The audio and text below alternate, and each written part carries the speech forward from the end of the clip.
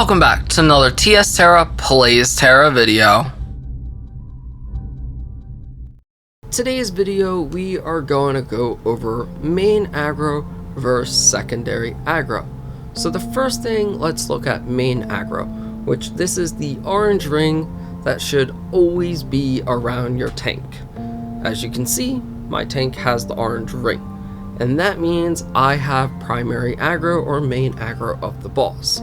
This can change if someone out DPS's the tank, or if someone hits the boss first before the tank. Tanks, make sure you shout to keep that aggro. Also, the boss is going to follow it, so you can see here the boss turned.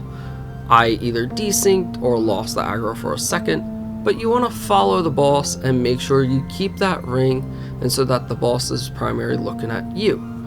Sometimes secondary aggro, which looks like this to a tank, can happen where the boss will turn, do a mechanic, and the tank should typically follow, or the boss will turn back and look at the tank after secondary aggro is done. With that, you don't want to mix up thinking your tank isn't doing a good job, because as long as they have the orange ring, the boss is going to look back at them, even if someone else had secondary aggro.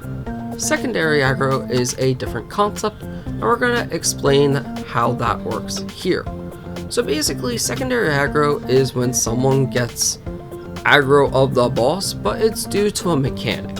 So you can see again in this slower clip, my warrior is being targeted with a mechanic because I had a red circle, and so the boss is now looking at me. But as soon as he is done with that mechanic, and that purple ring goes away, the boss will go directly back to primary aggro. A lot of people mistake this and think they took aggro, but no, it's just a mechanic in the game.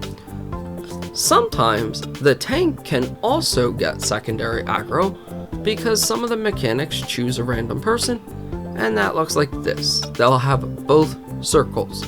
So as long as your tank has primary, other people can have secondary, or you can have both.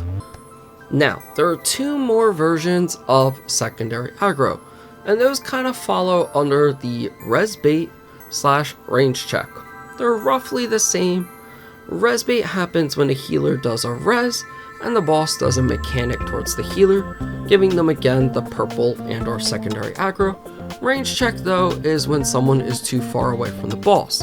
A lot of times it might be the same mechanic, or it can have a different mechanic, but it's kind of similar concept.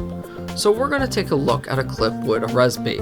Here the healer did a res even though no one was dead, and the boss did an extra mechanic, and you'll see they have a purple circle.